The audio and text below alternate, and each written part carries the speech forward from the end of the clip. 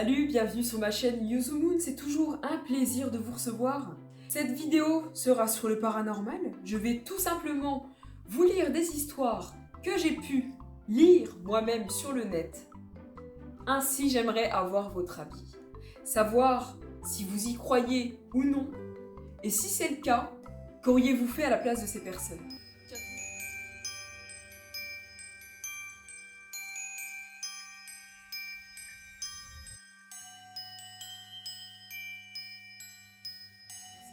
Je tiens tout de même à le dire, ce sont des histoires qui sont vraies, qui ont été racontées sur certains forums, certains sites, que je reprends du coup et que je partage avec vous. Vous pouvez appeler ça si vous voulez du plagiat. Pour moi, ce n'est pas du plagiat, au contraire, je fais connaître des histoires paranormales venant de certaines personnes ayant vécu ces histoires-là. Nous allons commencer par une histoire qui s'intitulera Ces mystérieuses empreintes de pieds. Ça vient d'une jeune fille qui s'appelle Marina. Alors, je ne sais pas si elle passe ici par hasard, peut-être que tu te reconnaîtras. Et nous allons lire ton histoire. J'ai toujours su que ma maison était hantée. Elle a presque un siècle et sa précédente propriétaire est morte dedans. Déjà là, quand tu sais qu'une personne est morte dans une maison, tu te dis... j'ai pas tellement envie d'y être toute seule, quoi, parce qu'on sait jamais. Il y a régulièrement des objets qui disparaissent ou changent de place, et parfois même des portes, tiroirs, qui s'ouvrent seuls.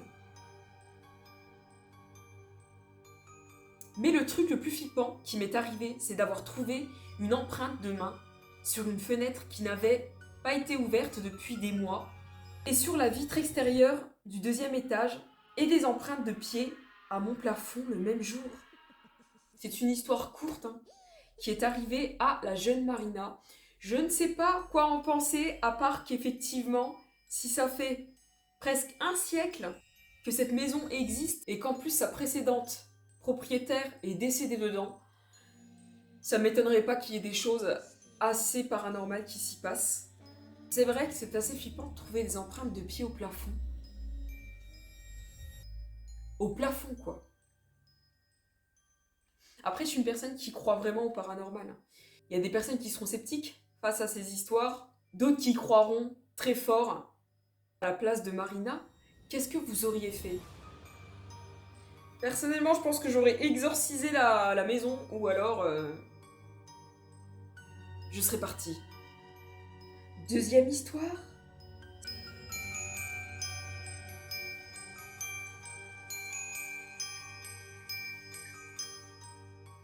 C'est l'histoire d'une apparition très flippante.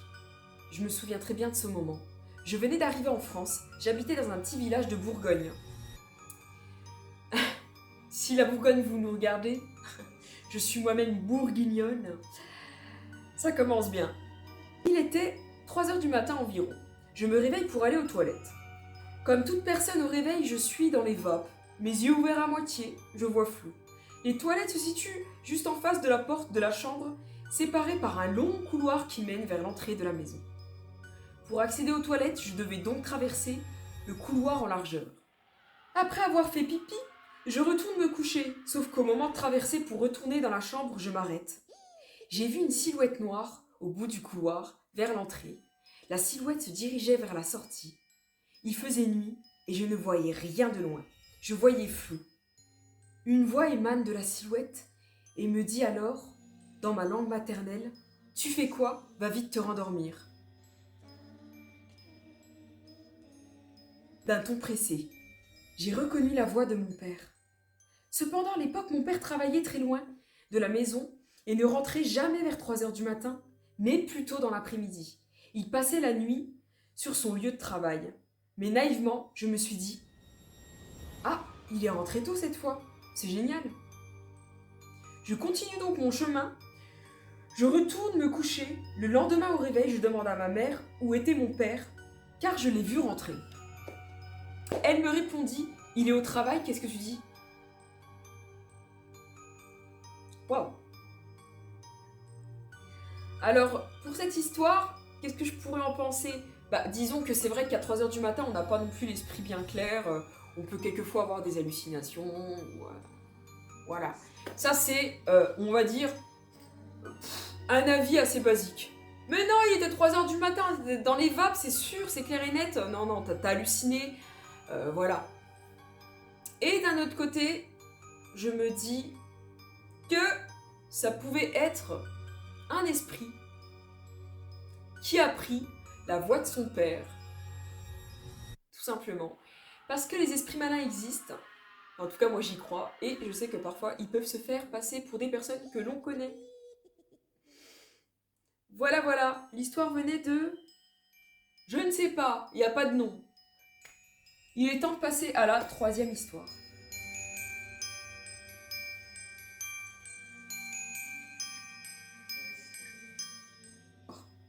Elle a pour titre, ou comme titre, je ne sais plus parler la France, Cette poupée maléfique. J'ai hâte de la lire. Ma famille est adepte de spiritisme, alors ce ne sont pas les exemples qui manquent. Mais mon anecdote préférée concerne ma grand-mère. Je dormais chez elle un soir, et en face de mon lit, devant moi, se trouvait une poupée de porcelaine, trônant sur son petit meuble. Je hais les poupées. C'était une poupée vraiment terrifiante au visage d'albâtre et aux grands yeux vides. Vêtue de petites sandales noires et d'une petite jolie robe à froufrou, horrible. J'avais beau essayer de dormir, son regard fixe et ses longs cils noirs me paralysaient. Alors au bout d'1 heure, je me suis levée, je lui ai mis une couverture sur la tronche. J'ai finalement pu m'endormir. Le lendemain, au petit déjeuner, j'ai alpagué ma grand-mère d'un « Dis donc, mamie, c'est un peu sadique de ta part de mettre une poupée, je suis juste en face du lit. C'est un peu flippant quand même. » Elle a froncé les sourcils et m'a répondu, interloquée, « De quoi est-ce que tu parles? Quelle poupée ?» Autant vous dire que j'ai frôlé la crise d'apoplexie. Bon, écoutez, il y a certains mots que j'ai pas trop bien compris, comme l'apoplexie. Que dire, que dire? Alors, j'ai jamais aimé les poupées, moi non plus. Enfin, les poupées en porcelaine, j'ai connu ça aussi quand j'étais petite. Parfois, ça arrivait à mon cher papa d'en ramener. Je ne sais pas, il les récupérait des fois d'une brocante ou alors chez une vieille dame qui ne les voulait pas, elle les donnait, donc du coup il les récupérait. Et je me souviens que moi-même j'avais 2 poupées chez moi avec des nattes tressées sur le côté. Une qui portait une robe bleue et l'autre portait une robe rose. Mais j'en ai toujours eu peur, ça m'a jamais... Voilà. Et bon bref, passons. Pour en revenir à l'histoire de cette jeune fille, j'avoue que là, on reste un peu perplexe. Si toi, tu tombes par hasard sur ma vidéo et que tu t'es reconnu, j'avoue quand même que la grand-mère qui répond ça, c'est quand même à se poser des questions en fait. Alors, elle peut tout simplement avoir voulu te faire une blague, ou alors c'est vraiment quelque chose de paranormal. Dites-moi ce que vous en avez pensé de cette histoire de la poupée maléfique. Histoire suivante.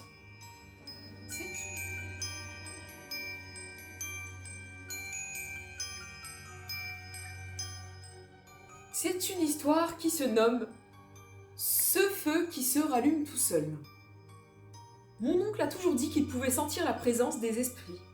Lui et ma mère possèdent 2 maisons mitoyennes, des résidences secondaires dans un petit village, situé juste devant un cimetière. Ah. Mon oncle dit que la maison de ma mère n'a aucun problème, mais que la sienne est remplie d'esprits et mauvais. Je peux confirmer qu'avant de connaître cette histoire, je me suis toujours senti mal dès que je mettais les pieds dans la maison de mon oncle. Jamais dans celle de ma mère. Bref, une fois mon oncle a loué la maison à un groupe de gens. Le lendemain matin, du début de la location, il les a retrouvés dans leur voiture, terrifiés devant chez lui. Ils attendaient pour lui rendre les clés. La nuit précédente, après leur arrivée, le feu s'était rallumé tout seul et les portes s'étaient mises à claquer. Ils avaient eu tellement peur qu'ils avaient repris la voiture et fait 1h30 de route en plein milieu de la nuit pour lui rendre les clés. C'est signé Justine. Effectivement, c'est une histoire qui nous hérisse les poils. J'avoue que ça doit faire vraiment flipper, quoi. Tu prends en location une maison et d'un coup tu vois les portes qui claquent, le feu qui se rallume tout seul. Bon bah là j'en déduis parce qu'elle l'a pas dit la jeune fille, mais je pense que c'est un feu de cheminée qui se rallume tout seul. Porte qui claque. Bon enfin bon, j'avoue qu'il y a de quoi flipper quand même. Dommage, j'aurais bien voulu en savoir un peu plus. Souvent c'est des histoires courtes et là on va arriver à la dernière histoire de cette vidéo qui s'intitule